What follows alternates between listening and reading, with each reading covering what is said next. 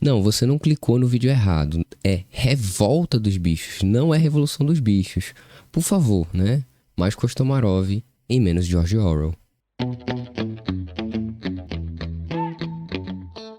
Olá, meu nome é Bruno Luiz e sou mestrando em Filosofia pela Universidade Federal de Pernambuco e essa é a Vegana Filosofia.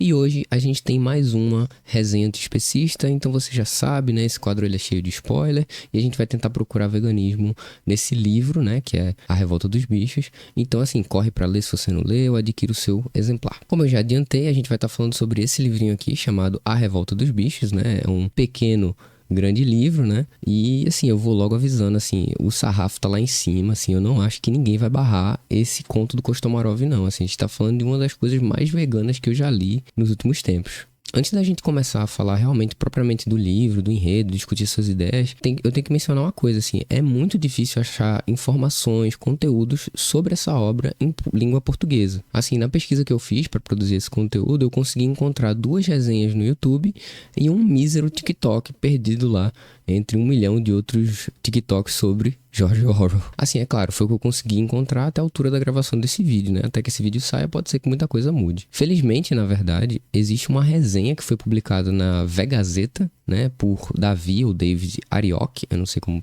pronuncia exatamente. E assim, ela é muito boa, assim, é brilhante, leiam ela por favor, né? Bom, segundo o Davi ou David, né, nesse texto, ele afirma, né, que a Revolta dos Bichos trata-se de uma história de luta pela libertação animal, ou seja, não é alegoria, né? Não é simplesmente uma analogia para falar do czarismo, para falar sobre a Revolução Russa, não. É sobre libertação animal. E também, além de falar de libertação animal, e esse é um dos diferenciais desse conto do Kostomarov, é que ele permite a gente pensar tanto a exploração animal, né, não humana, quanto a exploração humana. E também, né, os desmandos de um autoritarismo do humano com outros humanos e dos humanos com os animais. Se em relação a esse conto do Kostomarov a gente tem pouquíssima, né, escassez de conteúdo, quando a gente está falando de Revolução dos Bichos, assim, é um tsunami, é uma avalanche, sabe, assim.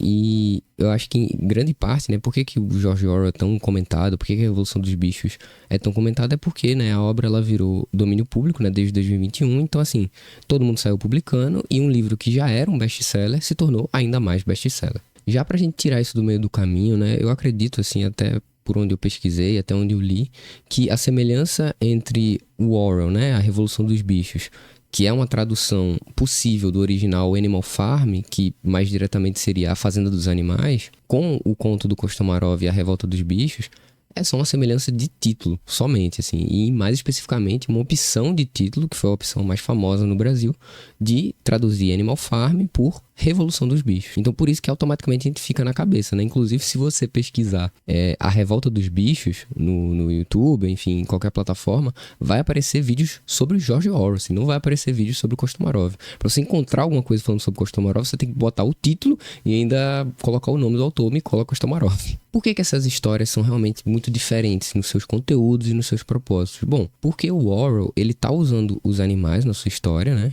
Antropomorfizados, falando, fazendo uma revolução também, mas ele tá fazendo isso para falar de humanos, assim. Ele tá retratando Trotsky, Stalin, ele tá querendo criticar o socialismo soviético de Stalin, propriamente dito, e defender o trotskismo, né? Basicamente a ideia de que se o trotskismo tivesse vencido, a União Soviética seria um lugar melhor e o socialismo teria tido rumos melhores. Porque, como o próprio Orwell vai falar no livro dele, né, Porque Eu Escrevo, ele escreveu grande parte dessa produção, incluindo a Revolução dos Bichos, o 1984, para defender aquilo que ele considerava o socialismo democrático contra esse socialismo soviético que triunfou. Agora, o Kostomarov, ele vai além dessa alegoria, assim, de usar animais para falar de humanos. Pode ser alegórico, claro, essa história ela é muito vista como alegórica também para falar, por exemplo, sobre a Rússia czarista, sobre a Revolução Russa, sobre também quanto que a falta de organização para uma militância, para um levante, muitas vezes é a causa, é a condição para que ele seja fracassado, ou seja, quando você não sabe o que você vai fazer depois da revolução, o dia depois da revolução, ou quando você se revolta só para se revoltar, geralmente isso vai dar errado. Mas além das alegorias que a gente pode fazer em relação à obra do Kostomarov, a gente pode, e é isso que eu vou tentar fazer hoje, só falar dos bichos, assim. A gente não precisa de alegoria, né? Por que será que a gente sempre fica buscando alegorias, analogias, comparações? E o meu chute, assim, nada muito pretensioso, é que, na verdade, é porque a gente não quer pensar nos animais diretamente. Então, quando a gente vê histórias antropomorfizadas em que os animais falam, então mostrando seu sofrimento, ou estão se rebelando contra o domínio humano, a gente vai pensar, não, rapaz, isso aqui, na verdade, está falando sobre situações de opressão humana, sabe? São metáforas, são alegorias. Não, assim, não vamos desviar o olhar, sabe? Vamos pensar diretamente disso. Beleza, esquece a alegoria. Vamos pensar exatamente na condição dos bichos. Entrando agora no enredo, né, a gente pode falar logo de início que, assim, é um livro bastante curto, assim, ele tem menos de 60 páginas de história propriamente dita, então a gente pode chamar essa peça de ficção como um conto, né, não é um romance, muito menos uma novela. Então é uma história rápida, né, é uma coisa que você lê em 1 dia, 2 dias, 3 dias, em uma sentada, até se você estiver muito imerso. E vejam, assim, é muito interessante como que demorou para esse livro chegar até nós brasileiros, né? Depois de, pasmem, 107 anos da sua primeira publicação lá em 1917, né? Quando o livro ele saiu na revista literária da época Niva, que quer dizer O Campo, lá entre agosto ou setembro de 1917, né? Que já era décadas após a morte do Kostomarov, então a gente está falando de um livro póstumo. Isso também foi publicado 1 mês antes da consolidação da Revolução Russa, né? Com a tomada do poder pelos bolcheviques lá em outubro. Portanto, né, o público brasileiro teve acesso a uma história de 1917 e que, na verdade, ela foi escrita no século XIX, ali no final do século XIX, muito provavelmente, só a partir de 2024, que é quando a editora Herculano, né, decide trazer esse breve conto ao público brasileiro, e também graças aos esforços, né, do tradutor dessa edição, que é o Diego Moscovitch, né? Provavelmente eu pronunciei esse nome errado.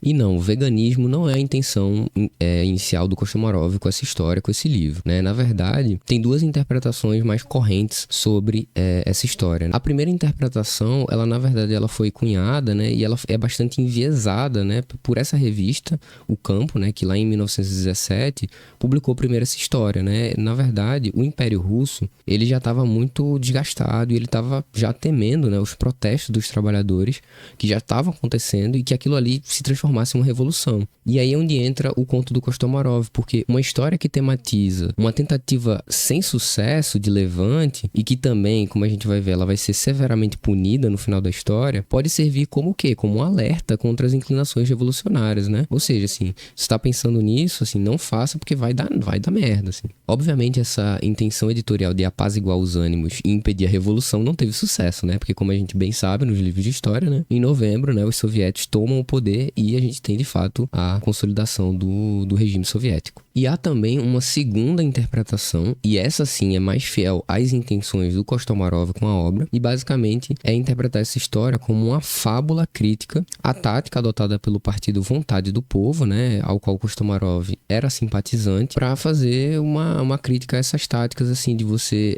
fazer um levante, ou de você não se organizar, não pensar, revolta pela revolta, etc, etc. Então, na verdade, né, pautar o veganismo em relação a essa obra, A Revolta dos Bichos, é uma decisão, que inclusive pode despertar, não tem como a gente saber, a antipatia do próprio autor. Mas é isso, como ele não tá aqui para reclamar, vamos embora.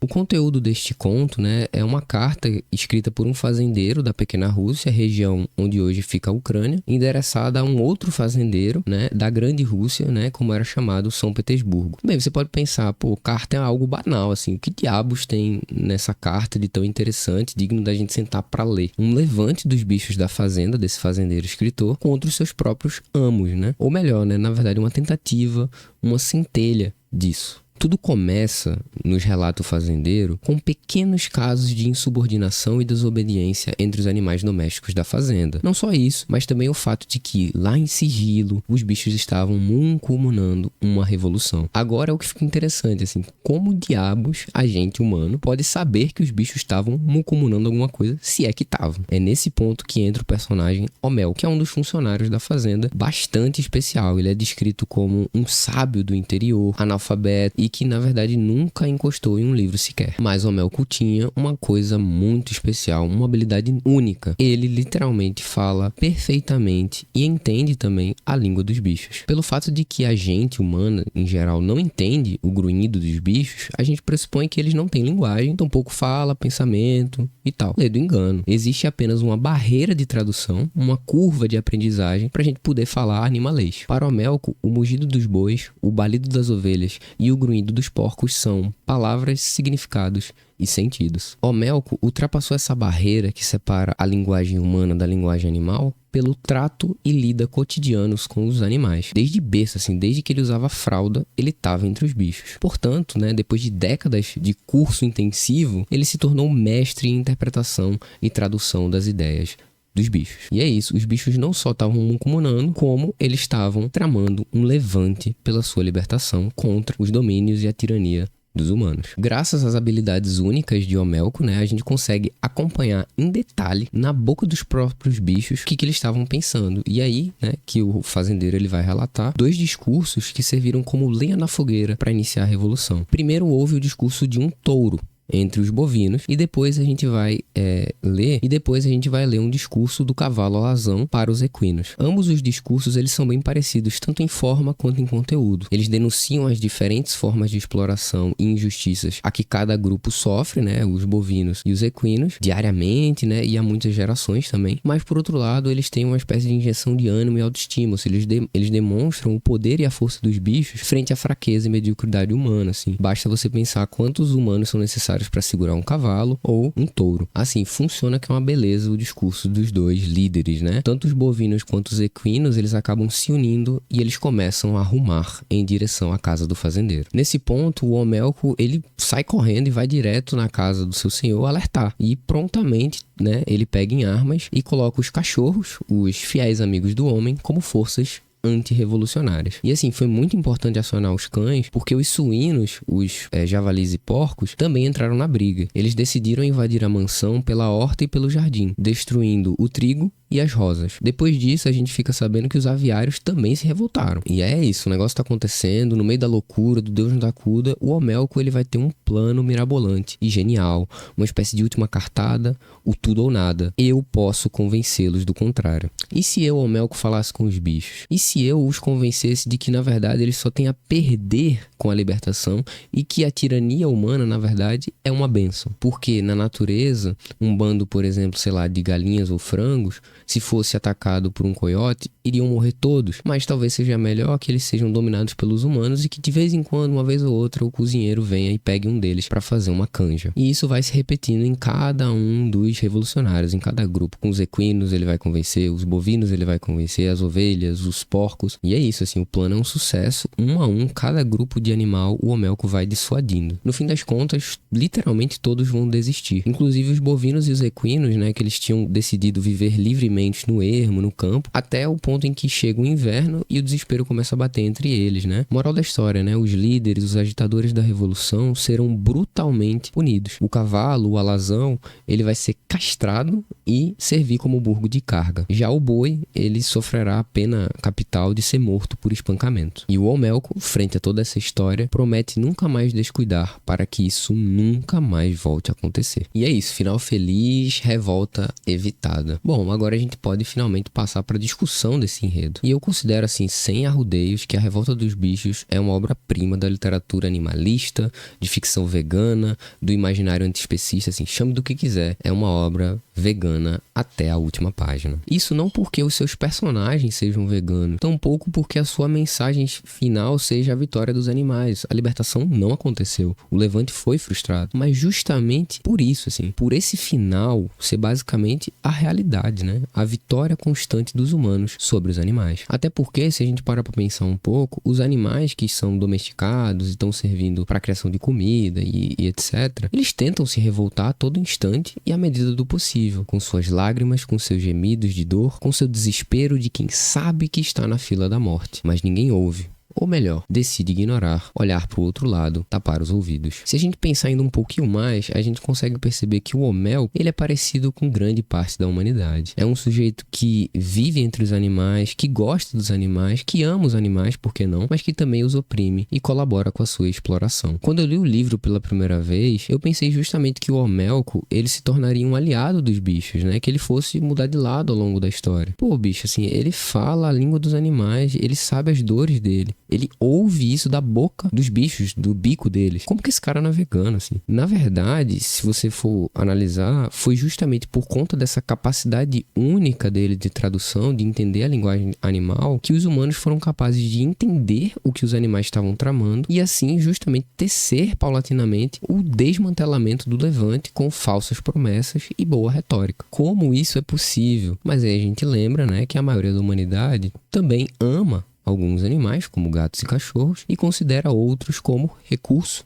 propriedade ou mesmo comida. Um aspecto muito sagaz da história do Kostomarov é que os cachorros, os cães da propriedade, não se revoltam. Assim. Por que será que os cães não se revoltam? Será que talvez, por serem os amigos do homem, nunca que os cachorros seriam aqueles que se sentiriam mais explorados e buscariam a libertação? Afinal, a gente costuma tratar cães e gatos, né, muito bem. A gente ama cachorro, a gente adota eles como parte de nossas famílias, alguns dormem em nossas camas e outros ganham festa de aniversário. E a gente já fica revoltado só de pensar na ideia de que alguém pode usar cachorros para fazer carne ou para puxar cargas pesadas. Ou seja, essa classe de animais, os cães, refletem aqueles que, ao olhar somente para a própria condição excepcional de não ser explorado e de ser muito bem tratado, fecham os olhos para a regra injusta que acomete a maioria dos outros animais. Ou melhor, os cães desconsideram que a maioria dos animais não teve a mesma sorte de ser considerado digno do amor humano. Como se isso não bastasse, né? Não fosse vegano o suficiente, o Kostomarov, ele nos brinda com algumas passagens ultra veganas, geniais e brilhantes. Presta atenção que você não vai se arrepender por ficar comigo, escuta direitinho e vamos ver algumas dessas passagens. Essa aqui é parte do discurso do touro, quando ele está agitando os animais. Abre aspas. Aproveitando-se da superioridade de seu intelecto sobre o nosso, o covarde tirano nos escravizou como imbecis, a ponto de perdermos a dignidade dos seres vivos e nos tornarmos instrumentos desprovidos de pensamento para a satisfação de seus caprichos. Ordenham nossas mães e esposas, privando nossos bezerrinhos de leite, e o que não fazem com o leite de nossas vacas. Só que esse leite é propriedade nossa, não dos humanos, que ordenhassem as próprias mulheres, mas não. Obviamente, seu leite não é tão saboroso como o leite de nossas vacas. Fecha aspas. Pô, quando o animal ele é visto como um recurso, como um instrumento, ele perde a sua dignidade própria, os seus direitos. A sua finalidade passa a ser qualquer uma que o humano queira que ele sirva. E tudo isso por quê? Porque os animais não têm intelecto, ou seu intelecto é menos potente que o nosso? Que tipo de eugenia especista é essa, assim? Se é bicho burro, morre. Se é bicho inteligente, merece viver. E aqui, nessa passagem, a crítica à indústria do leite é brutal, assim. Leite é alimento de bezerro, não é ingrediente em uma receita para o humano se deliciar. As vacas produzem, e a elas o leite pertence. Elas deveriam escolher o que fazer com ele, não os usurpadores humanos. Que ordenem as suas mulheres, não as nossas mães, irmãs, companheiras. Porque assim, eu não sei se vocês já pararam para pensar o quão estranho é adultos humanos beberem leite de mamíferos não humanos. O leite, ele é um produto feito da secreção mamária das fêmeas mamíferas. Portanto, serve para o bebê, o filhote se desenvolver. E só. Depois disso, a alimentação é outra. A única espécie que consome leite de outra espécie é o ser humano. E assim, sem falar na intolerância à lactose, né? Que é uma porcaria e que assim é super comum, inclusive pode ser desenvolvida pelo consumo excessivo. Sem contar que 60, 70% do leite são gordura. Bom, agora a gente vai para o discurso do alazão. Abre aspas. E o que ele faz conosco? O tanto que abusa de nós. Ele nos cela, monta em nossas costas e nos atira para destruir seus próprios inimigos. Sabem o que chamam eles de cavalaria? Os cavalos levados para tal cavalaria deles nos contam horrores sobre o que se passa com nossos irmãos por lá. É de deixar a crina em pé. Montam em nossos irmãos e nos jogam uns contra os outros, na intenção de se matarem uns aos outros. Acabam matando a nós. Seus duros e impiedosos corações não têm qualquer compaixão conosco. Quanto sangue equino já foi derramado, que horrendos espetáculos. Fecha aspas. Pode até parecer uma realidade antiga, que não existe mais hoje, né, em que as guerras continham, né, muitos cavalos, e de fato, né, hoje em dia é um pouco menos comum, mas assim, o fato disso ter existido já é bizarro por si só, assim. Os humanos, eles criam problemas entre eles, de disputa por terra, riqueza, poder, e aí cavalos, que não tem nada a ver com isso, vão ter que pagar o preço também. Vão levar uma facada, um tiro durante a batalha, vão cair no campo de batalha e vão ficar lá agonizando até a morte. E por outro lado, sim, isso não necessariamente ficou no passado, assim, é super comum a polícia montada, né, em cavalos, que geralmente, né, a polícia não sabe controlar o bicho e acaba pisando nas pessoas, vamos desconsiderar esse tipo de coisa que acontece, é raro, mas acontece. E penso que vai acontecer com esse animal de montaria na hora do tiroteio, sim. Eu repito as palavras do cavalo. Quanto sangue equino já foi derramado. Presta atenção que agora a gente vai pro trecho mais genial desse livro, que a gente escuta, na verdade, os porcos em dado momento falando. Abre aspas. Um porco gordo grunhiu sobre os insultos que o homem inflige à raça suína, chamando de porco aquilo que considera sujo. Outro porco, que corria a seu lado, adicionou. Isso não é nada. Pior é o fato do homem, mesmo desprezando os porcos e xingando nossas qualidades, cortar a gente para virar toucinho, fazer presuntos e salsichas com a nossa carne. Nossos tiranos gostam de nossa carne e da nossa gordura. Consideram um porco vivo pior do que qualquer outra criatura e honram um porco abatido mais do que os outros, como se quisessem insultar nossa família de suínos. Fecha aspas. Como eu disse, isso é genial, assim. Como isso aqui não foi escrito por um vegano, eu não consigo imaginar. Já passou da hora também da gente inocentar os porcos, assim. Porcos, eles são fofíssimos, assim, são queridos. Eles são tipo cachorros grandes, né? Eles gostam de carinho na barriga, atrás da orelha, atendem pelo nome e com certeza não gostam de virar carne. E como a gente sabe, os porcos são os animais que mais gritam na hora do abate. Tanto que muita gente que já presenciou um abate caseiro, né, em que o porco ele tem a sua garganta cortada, assim, é um negócio que você jamais esquece, é um negócio que te acompanha pra sempre. E é um negócio, assim, de cortar o coração, porque é como se fossem gritos humanos. Mas não, isso é besteira, assim. Porco é sujo, imundo, burro, vive na merda e na lama. Assim, é muita besteira, né? Porque, assim, primeiro, a lama é uma estratégia altamente sofisticada dos porcos de aliviar o calor. Porque eles não possuem glândulas sudoríparas, eles não suam pela pele. E é engraçado, porque a gente usa essa expressão, né? Pô, tô suando feito um porco. Ela não faz o menor sentido. Porcos simplesmente não suam. Se um porco vivo é tudo isso de ruim, pelo contrário, um porco morto é uma delícia. A gente até diz que bacon é vida. É bem ridículo e nefasto essa maneira de enxergar os porcos, né? Em vida, ele não serve de nada. É a pior coisa do mundo. É digno de asco e todo tipo de predicado negativo. Agora, o seu cadáver, quando bem preparado, abatido na hora certa, é divino de tanto prazer que desperta. E assim a gente termina as citações e, véi, assim, é uma história muito dolorosa, sofrida, né, pra quem é vegano e se importa com os animais. A gente ouve literalmente da boca deles, eles falando das dores deles, específicas, né, que tipo específico de injustiça cada grupo é submetido, né? Então a gente fica sabendo que os bovinos, eles falam, né, pô, a gente é açoitado com chicotes que são feitos do couro de outros da nossa própria espécie, assim. Os cavalos de montaria, eles morrem na guerra dos humanos. Os porcos são desprezados em vida e valorizados quando viram carne. E também os galináceos se tornam, assim, incapazes de voar por conta de gerações e gerações em cativeiro. E aí, vendo tudo isso, os animais, eles tentam se revoltar, tentam fazer alguma coisa e não dá certo. O mundo continua igual. O Melkor continua igual, talvez até pior, né? Talvez ele esteja muito mais empenhado, seja muito mais expressivo para jamais permitir que essa tentativa aconteça no futuro. E pior de tudo, assim, o Melkor, ele recebe os parabéns do dono da fazenda quando o plano dá certo. Ele literalmente diz: parabéns, ô Melkor, com muita honra e louvor. Você nos salvou de uma tragédia. E assim, tragédia pra quem, assim? Pros humanos exploradores e dominadores, com certeza. Mas pros bichos, é o que eles sonham desde sempre e a todo instante.